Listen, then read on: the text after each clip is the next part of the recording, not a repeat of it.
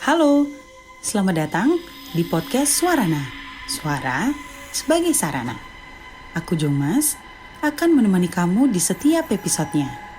Bersiaplah untuk membenamkan diri dalam kisah-kisah inspiratif tentang kehidupan, musik, gaya hidup, serta kisah-kisah mencekam yang akan membuat bulu kudukmu merinding. Episode kali ini, aku akan menceritakan kisah horor yang dialami oleh salah satu teman kita. Kejadian ini masih membayangi pikirannya sampai hari ini. Jurit Malam.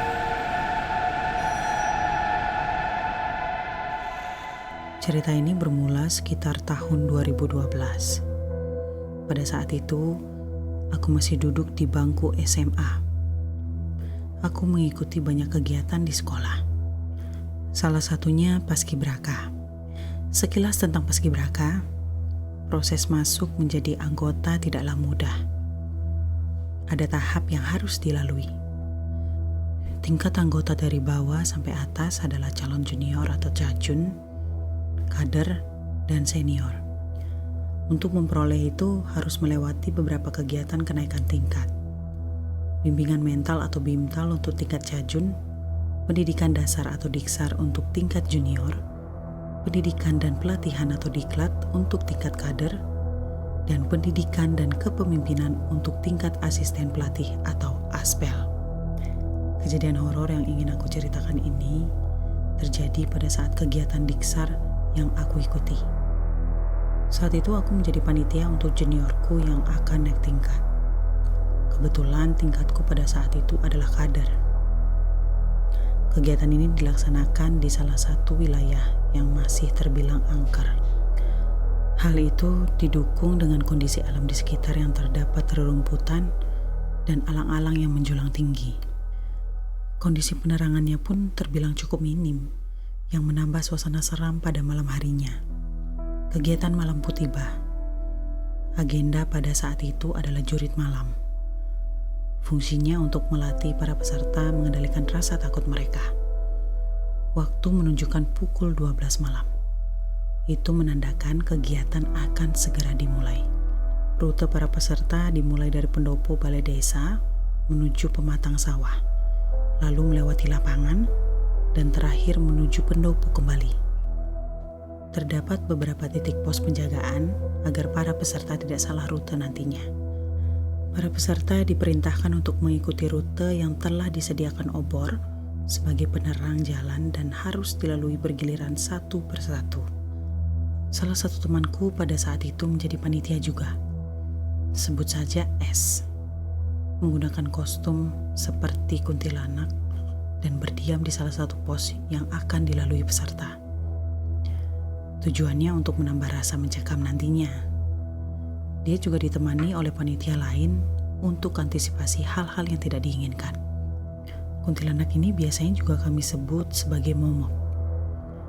Posisiku pada saat itu menjaga di pos bayangan yang letaknya di persimpangan, guna memastikan para peserta tidak melewati rute yang salah. Singkat cerita, semua peserta yang berjumlah kurang lebih 30 orang telah kembali ke pendopo. Tiba saatnya untuk sesi tanya jawab dan tukar pengalaman peserta setelah mengikuti jurit malam. Semua menceritakan bagaimana takutnya mereka pada momok jadi-jadian yang kita buat. Tapi ada seorang peserta yang menceritakan bahwa ia melihat 5 sosok momok di pos yang sama. Sontak semua panitia terkejut. Jelas-jelas kami hanya menyiapkan 1 sosok momok saja. Anak itu bercerita bahwa sebelum sampai di pos, ia melihat sekelebat bayangan putih terbang menuju pos tersebut. Tapi ia menganggap mungkin hanya perasaannya saja, karena pada saat itu keadaan sunyi gelap hingga menambah ketakutannya. Ia perlahan mendekati pos, dan alangkah terkejutnya ia melihat 5 sosok momok di sana. Momok itu memiliki warna yang berbeda satu sama lain. Hal itu sedikit menyadarkan dirinya. Paling itu hanya buatan panitia saja untuk menakut-nakutinya. Tapi di sana kami jelaskan bahwa panitia hanya menyiapkan 1 sosok momok saja. Dan kami perlihatkan panitia yang menjadi sosok momok itu. Wajah peserta itu menjadi pucat dan beberapa panitia langsung mendekati dan menenangkannya. Aku juga berpikir, mungkin anak ini hanya berhalusinasi saja karena situasi yang gelap dalam ketakutan menyelimutinya. Tapi kami tidak mau mengambil risiko untuk kegiatan ini. Sebelum dimulai, panitia didampingi pemuka agama setempat telah keliling di setiap area yang akan dilewati guna meminta keselamatan dan kelancaran acara hingga selesai. Cerita tidak berhenti di situ saja. Pada saat makan malam bersama, salah satu temanku melihat sebuah ayunan di taman bermain yang bergoyang-goyang dengan tempo yang berbeda. Ia merasa kondisi saat itu tidak ada angin sama sekali. Aku dimintanya untuk ke sana, mengecek apa sebenarnya yang terjadi. Dengan memberanikan diri, aku menuju ke sana dengan sebuah senter dan memperhatikan setiap sudut kondisi di taman bermain itu. Malah aku tidak melihat apa yang dia ceritakan. Semua terlihat sunyi dan sepi. Aku memalingkan badan hendak berbalik kembali ke pendopo. Tiba-tiba terdengar suara perempuan tertawa tipis. Suara itu berulang-ulang seakan ia puas mengerjaiku. Sekejap aku langsung menyorot senter di semua sudut untuk memastikan suara itu. Aku pikir ini pasti ulah teman-temanku yang iseng. Aku teriak keras ke pendopo memastikan pasti ada salah satu yang jahil di sini. Mereka malah menjawab, hanya aku yang ada di sana sendiri dan mataku memastikan bahwa semua orang pada saat itu di pendopo. Di sana aku hanya bisa berdoa dan meminta makhluk itu tidak menggangguku. Perlahan langkahku menuju pendopo dan tidak kuceritakan hal itu kepada yang lainnya agar tidak membuat suasana semakin mencekam setelah apa yang kami alami semalaman itu. Paginya, kami semua segera mengemasi semua perlengkapan kami untuk kembali. Aku mengantarkan peserta kembali ke sekolah terlebih dahulu dibanding panitia lain yang masih mengemasi perlengkapan lainnya.